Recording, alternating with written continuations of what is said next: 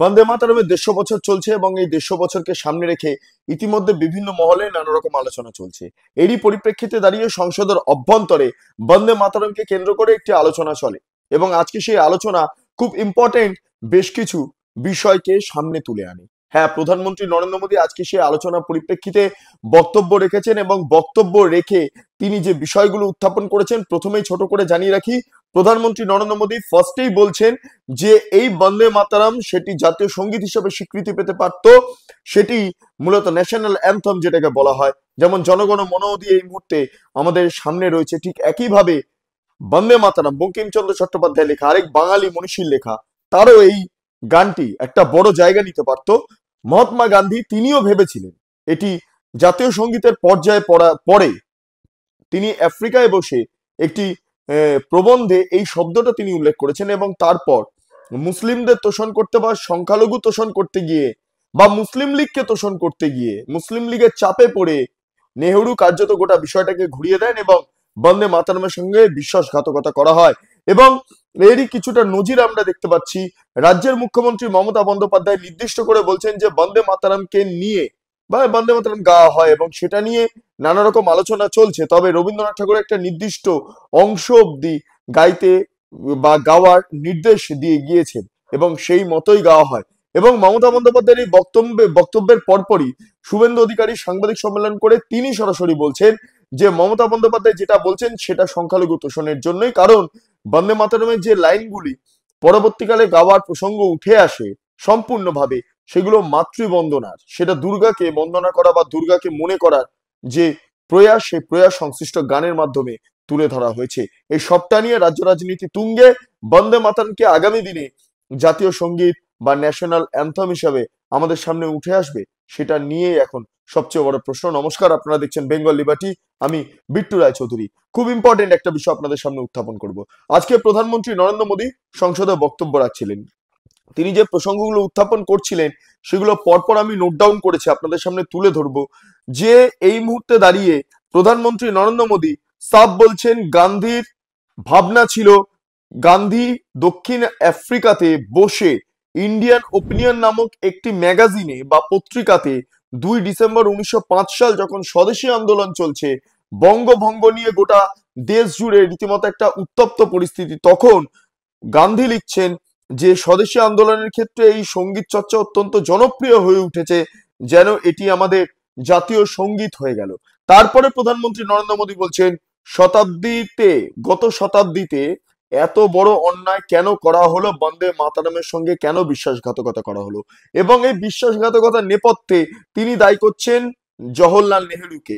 তিনি বলছেন যে মুসলিম লীগের বিরোধিতা ছিল বন্দে মাতরমকে নিয়ে, সেটা 1937 সালের 15ই অক্টোবর লখনৌতে মোহাম্মদ আলী জিন্নাহ স্লোগান তোলেন বন্দে মাতরমের বিরুদ্ধে। সেই সময় কংগ্রেসের অধ্যক্ষ ছিলেন জওহরলাল নেহেরু।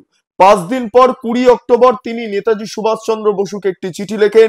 সেই চিঠিতে জওহরলাল নেহেরু জিন্নাহর ভাবনাকে সমর্থন জানিয়ে বলছেন, নেতাজিকে বললেন বন্দে মাতরমের জেরে মুসলমানদের সমস্যা হতে পারে। তারপর এইটা নিয়ে চুলচেরা বিশ্লেষণ করার জন্য 26 অক্টোবরে, মানে ওই বছরেরই 26 অক্টোবরে কংগ্রেসের একটি অধিবেশন ডাকা হয় এবং সেটা ডাকা হয় কলকাতাতে। কলকাতা অর্থাৎ পশ্চিমবঙ্গ অর্থাৎ বঙ্কিমচন্দ্র চট্টোপাধ্যায়ের জায়গা, বঙ্কিমচন্দ্র চট্টোপাধ্যায়ের কি বলবো একদম জন্মস্থান। সেখানে গিয়ে বন্দে মাতরম নিয়ে বিস্তারিত আলোচনা হচ্ছে যে সেটি কমিউনাল কিনা, সেটি নিয়ে মুসলিম লীগের কি কি সমস্যা হতে পারে ইত্যাদি ইত্যাদি। এবং এই কারণের জন্যই, এই সমঝোতার কারণের জন্যই মুসলিম লীগের কাছে কোথাও গিয়ে কংগ্রেস মাথা নত করে ফেলেছিল এবং যার জেরে 1947 সালে দেশ ভাগ হয় এবং সেটা মোহাম্মদ আলী জিন্নাহর দ্বিজাতি তত্ত্বের ভিত্তিতে, কারণ এই দ্বিজাতি তত্ত্বের মাধ্যমে মোহাম্মদ আলী জিন্নাহ পাকিস্তান এবং ভারত এই দুটি আলাদা রাষ্ট্র হিসাবে গড়ে তুলতে চেয়েছিলেন ধর্মের ভিত্তিতে। ফলে সেই সময় দাঁড়িয়ে বন্দে মাতরমের প্রতি মোহাম্মদ আলী জিন্নাহর যে ভাবনা, সেই ভাবনাকে যদি নেহেরু সমর্থন না জানাতেন তাহলে আজকে হয়তো আমাদের দেশটা ভাগ হতো না। সরাসরি প্রধানমন্ত্রী নরেন্দ্র মোদী সংসদের অভ্যন্তরে কি প্রসঙ্গ উত্থাপন করলেন আপনারা শুনে নিন। मैं आज इस सदन में वंदे मातरम पर महात्मा गांधी की भावनाएं क्या थी वो भी रखना चाहता हूं। दक्षिण अफ्रीका से प्रकाशित एक साप्ताहिक पत्रिका निकलती थी, इंडियन ओपिनियन। और इस इंडियन ओपिनियन में महात्मा गांधी ने 2 दिसंबर 1905 जो लिखा था, उसको मैं कोट कर रहा हूं। उन्होंने लिखा था, महात्मा गांधी ने लिखा था, गीत वंदे मातरम जिसे बंकिम चंद्र ने रचा है, पूरे बंगाल में अत्यंत लोकप्रिय हो गया है। स्वदेशी आंदोलन के दौरान बंगाल में विशाल सभाएं हुई, जहां लाखों लोग इकट्ठा हुए और बंकिम का यह गीत गाया। गांधी जी आगे लिखते हैं, ये बहुत महत्वपूर्ण है। वो लिखते हैं, ये 1905 की बात है। उन्होंने लिखा, यह गीत इतना लोकप्रिय हो गया है जैसे ये हमारा नेशनल एंथम बन गया है।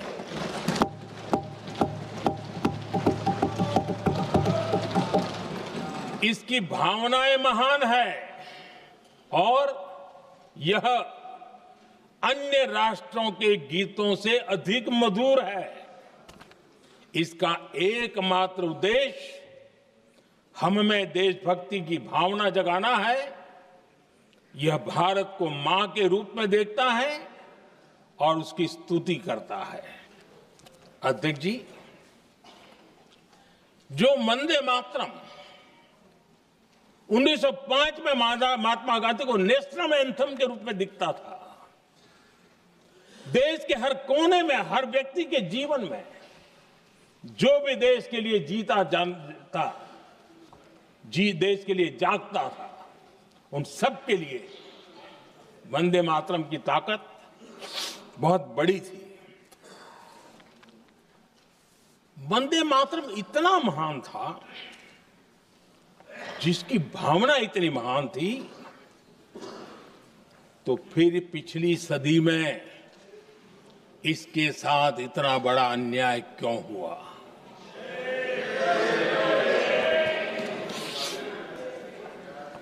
वंदे मातरम के साथ विश्वासघात क्यों हुआ?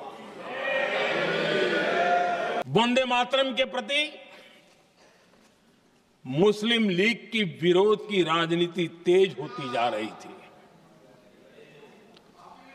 मोहम्मद अली जिन्ना ने लखनऊ से 15 अक्टूबर 1937 को वंदे मातरम के विरुद्ध का नारा बुलंद किया। फिर कांग्रेस के तत्कालीन अध्यक्ष जवाहरलाल नेहरू को अपना सिंहासन डोलता दिखा। बजाय कि नेहरू जी मुस्लिम लीग के आधारहीन बयानों को तगड़ा जवाब देते, करारा जवाब देते, मुस्लिम लीग के बयानों की निंदा करते,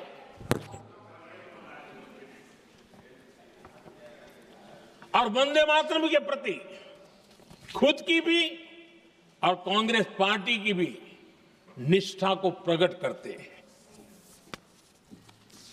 लेकिन उल्टा हुआ। वो ऐसा क्यों कर रहे, वो तो पूछा ही नहीं, न जाना। लेकिन उन्होंने वंदे मातरम की ही पड़ताल शुरू कर दी। जिन्ना के विरोध के 5 दिन बाद ही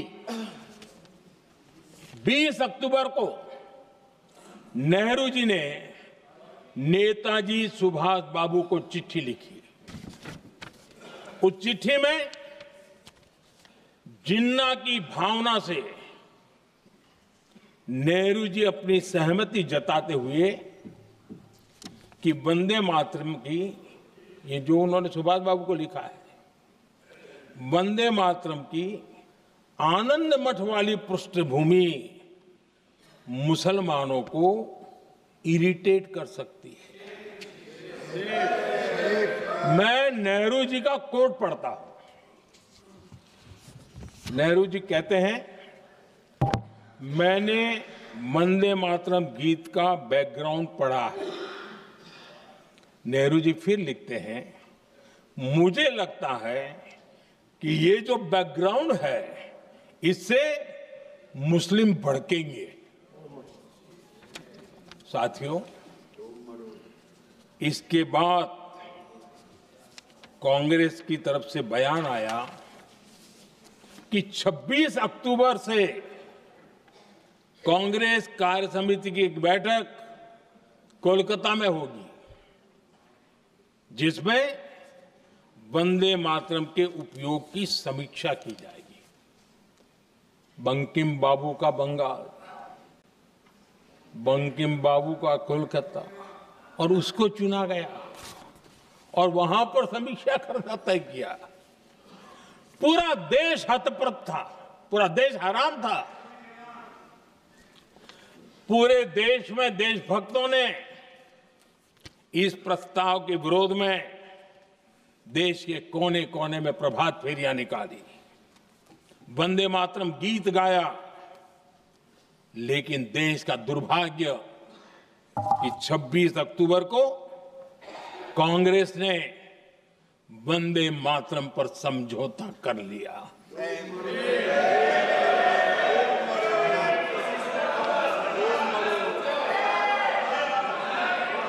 वंदे मातरम के टुकड़े करने के फैसले में, वंदे मातरम के टुकड़े कर दिए। उस फैसले के पीछे नकाब ये पहना गया, चोला ये पहना गया कि ये तो सामाजिक सद्भाव का काम है।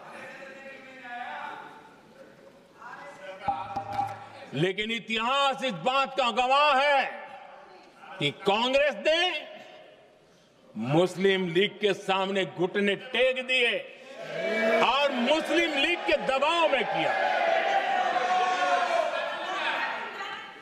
और कांग्रेस का ये तुष्टीकरण की राजनीति को साधने का एक तरीका था। आदरणीय अध्यक्ष जी, तुष्टीकरण की राजनीति के दबाव में कांग्रेस वंदे मातरम के बंटवारे के लिए झुकी। इसलिए कांग्रेस को एक दिन भारत के बंटवारे के लिए झुकना पड़ा। আপনারা শুনলেন প্রধানমন্ত্রী নরেন্দ্র মোদীর বক্তব্য। যখন এই বিষয়টা নিয়ে চলছে সেই সময় কোচবিহারে যাচ্ছেন রাজ্যের মুখ্যমন্ত্রী মমতা বন্দ্যোপাধ্যায়। কলকাতা বিমানবন্দরে সাংবাদিকদের প্রশ্ন এবং সেই সাংবাদিকদের প্রশ্নের উত্তরে মমতা বন্দ্যোপাধ্যায় বলেন, বন্দে মাতরম পুরো গান কখনো হয়নি, পুরো করা হয়নি, এবং এই বন্দে মাতরম কতটা গাওয়া হবে সেটা রবীন্দ্রনাথ ঠাকুর বলে দিয়ে গিয়েছিলেন, উল্লেখ করে গিয়েছিলেন। এবং বিজেপি নেতাজি বঙ্কিমচন্দ্র চট্টোপাধ্যায়, রাজা রামমোহন রায় সহ বাঙালি মনীষীদের সম্মান করেন না, এরা বাংলার অবদান সম্পর্কে ওয়াকিবহাল নন। রাজ্যের মুখ্যমন্ত্রী মমতা বন্দ্যোপাধ্যায় যে বক্তব্য এয়ারপোর্টে দিয়েছেন আমরা সরাসরি শুনে নেব। Let him do it, we don't have any problem. But Vande Mataram के लिए एक बात आपको कहना है, बंगाल से ये सॉन्ग नेशनल सॉन्ग है एंड जनगण मन अधि इज द नेशनल एंथम है। लेकिन वंदे मातरम का पूरा गाना कभी नहीं लिया था। ओनली रविंद्रनाथ टैगोर ने कुछ लाइन, सिलेक्टेड लाइन तैयार किया था, उसी का ऊपर में Vande Mataram national song accepted हुआ था। ये भी जानकारी के लिए मैं बताया, बिकॉज आपने पूछा। पहले तो राज्यसभा ने नोटिफिकेशन दिया था कि जय हिंद बोलना नहीं चाहिए, वंदे मातरम कहना नहीं चाहिए। कल मैं बीजेपी का बात भी सुना, कोई कोई बोला कि नेताजी को हम पसंद नहीं करते हैं। अरे तुम नेताजी को पसंद नहीं करते हैं, गांधी जी को नहीं करते हैं, राजा राममोहन राय के नहीं करते हैं, तो किसको पसंद करते हैं? ये कैसे आया ये सब लोग जो देश को बारे में जिसको पता नहीं है? দেশের সম্বন্ধে যারা জানে না তারা নেতাজিকে অপমান করে, বঙ্কিমচন্দ্রকে অপমান করে, রবীন্দ্রনাথ ঠাকুরকে অপমান করে, বিদ্যাসাগরকে অপমান করে, রাজা রামমোহন রায়কে অপমান করে। এরা জানে বাংলার অবদান। আমরা শুনলাম রাজ্যের মুখ্যমন্ত্রী মমতা বন্দ্যোপাধ্যায়ের বক্তব্য। এবার আসবো শুভেন্দু অধিকারীর বক্তব্যে। শুভেন্দু অধিকারী বলছেন বন্দে মাতরমের যেই অংশটা পূর্ণাঙ্গ গাওয়া হয় না, সেইটা নিয়ে নানা কথা মাঝে মধ্যেই রাজ্যের মুখ্যমন্ত্রী মমতা বন্দ্যোপাধ্যায় বলেন। কিন্তু কেন তিনি বলেন, তার মূল উদ্দেশ্য হলো যে তিনি অর্থাৎ রাজ্যের মুখ্যমন্ত্রী মমতা বন্দ্যোপাধ্যায় বিষয়টাকে কমিউনাল ইস্যু হিসেবে তুলে ধরার চেষ্টা করেন। ভাবুন, বন্দে মাতরমে কমিউনাল ইস্যু কি বলছেন। শুভেন্দু অধিকারী বলছেন যে এতে দুর্গার আরাধনা করা রয়েছে, যেই অংশটা গাওয়া হয় না সেই অংশে দুর্গার আরাধনা করা হয়েছে, এবং এখানে ইসলাম তোষণের জন্য, নিজের ভোট ব্যাংকে বাঁচানোর জন্য, নিজের দুধেল গাই হিসাবে যাদেরকে চিহ্নিত করছেন মুখ্যমন্ত্রী মমতা বন্দ্যোপাধ্যায়, তাদেরকে বাঁচিয়ে রাখার জন্য তিনি এই দেবীর আরাধনা, দেবীকে যে ভালোবাসা গানের মাধ্যমে তুলে ধরার যে প্রয়াস, সেটি তিনি সমর্থন করেন না, তিনি সমর্থন জানান না। শুভেন্দু অধিকারী কার্যত ক্ষোভ পোষণ করে এটা বলছেন। আমরা সরাসরি শুনে নেব রাজ্যের বিরোধী দলনেতা শুভেন্দু অধিকারীর বক্তব্য। আজকে আমরা প্রধানমন্ত্রীকে ধন্যবাদ জানাবো। তিনি বন্দে মাতরমের উপরে একটি অত্যন্ত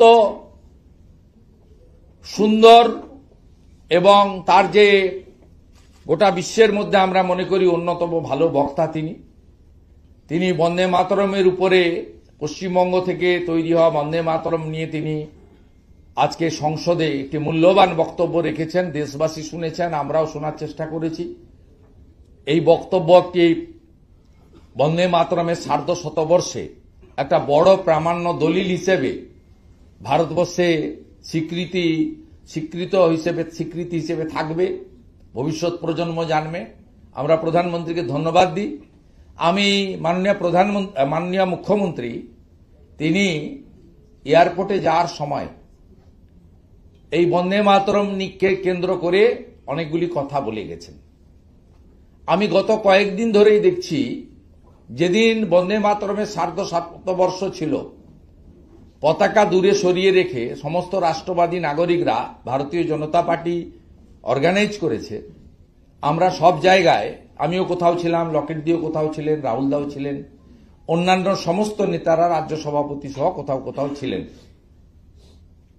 আপনারা দেখেছেন সেদিনই মমতা ব্যানার্জির মস্তিষ্ক প্রসূত রাজ্য সঙ্গীত গাওয়ার নির্দেশনামা জারি করা হয়েছিল স্কুলগুলোতে, যাতে বন্দে মাতরম কাউকে গাইতে না হয়।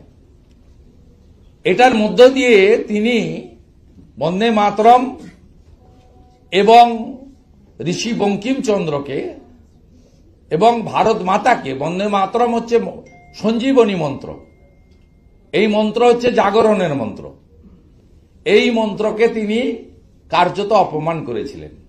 আমি মুখ্যমন্ত্রীর কয়েকটা বক্তব্য শুনেছি, তিনি বারবার বলেছেন বন্দে মাতরমটাকে পুরো গাওয়া হয় না, কারণ সেখানে নাকি সাম্প্রদায়িক কিছু কথাবার্তা আছে। ঠিক একইভাবে আজকে উনি উত্তরবঙ্গে কোথাও একটা যাচ্ছেন, যাওয়ার পথে আজকেও বলেছেন যে বন্দে মাতরমকে পূর্ণাঙ্গ গাওয়া হয় না, রবীন্দ্রনাথ ঠাকুর ঠিক করে দিয়েছিলেন কোন পোর্শনটা গাওয়া হবে। এইটার মধ্য দিয়ে তিনি কি বলতে চেয়েছেন, যে পোর্শনটার কথা তিনি বলেছেন, আমি পশ্চিমবাংলার বাঙালিদের বলছি, আমরা তো মা দুর্গার সবচেয়ে বড় পুজোর জন্য 1 বছর ধরে আবাল বৃদ্ধ বনিতা অপেক্ষা করে থাকে।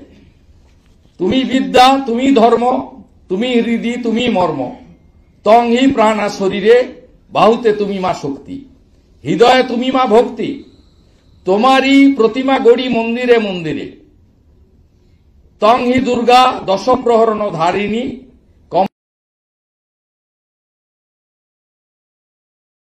কমলা কমল দলবিহারিণী। এই যে বন্দে মাতরমের পূর্ণাঙ্গ অংশ, মা দুর্গার আরাধনা করা, মা দুর্গা শুধু সনাতনী আরাধ্য দেবী নন, মা দুর্গা শক্তি এবং আমাদের প্রেরণার আরাধ্য দেবী। তাই দুর্গোৎসবকে শারদোৎসবও বলা হয়, যাতে সর্বধর্ম সর্ববর্ণ এই উৎসবে সামিল হয়। আপনি কি বলতে চেয়েছেন? মন্দির মন্দির মা দুর্গা, দশপ্রধারিণী, দুর্গতি নাশিনী, এই কথাগুলোর মধ্যে তুমি মা ভক্তি, তুমি মা শক্তি, এই কথাগুলো সাম্প্রদায়িক কথা। এই মহিলাকে আপনি বাঙালি বলবেন? এই মহিলাকে আপনি হিন্দু বলবেন?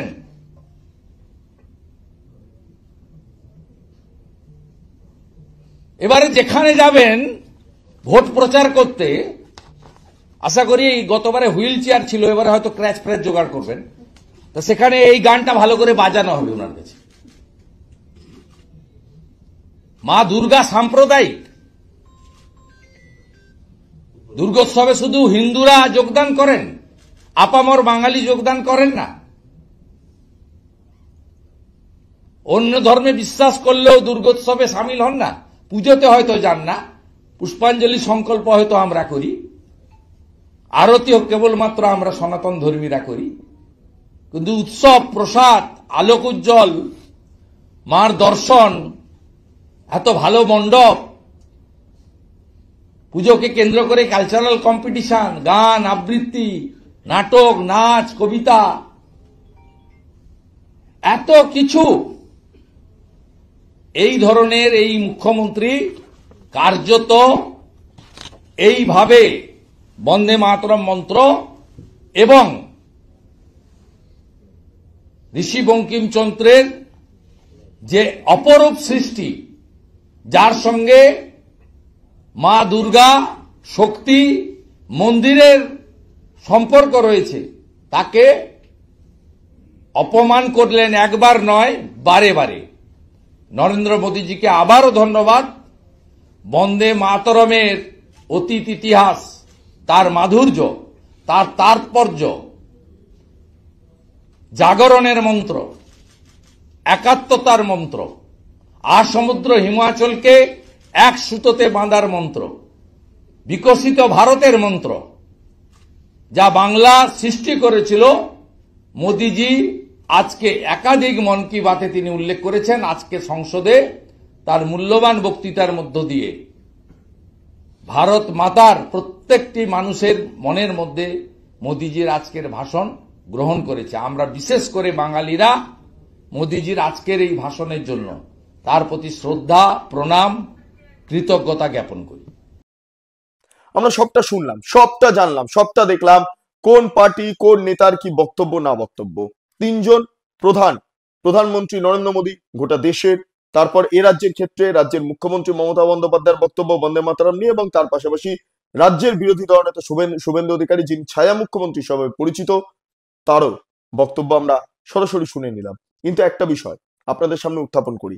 এই যে বিষয়টা নিয়ে আজকে আলোচনা হলো, জিন্নার ভাবনাকে সমর্থন জানিয়ে নেহরুর যে বক্তব্য, নেহরু যে কনস্পিরেসিটা বন্দে মাতরমের এগেনস্টে করেছিলেন, এই সমস্ত কিছু ভাবনা চিন্তা করে, এই সমস্ত কিছু মস্তিষ্কে ভেতরে চালিয়ে কি বন্দে মাতরমকে এবার ধীরে ধীরে ন্যাশনাল অ্যান্থেমের দিকে নিয়ে যাওয়া হবে। অর্থাৎ একটা দেশে কি দুটো জাতীয় সঙ্গীত সম্ভব?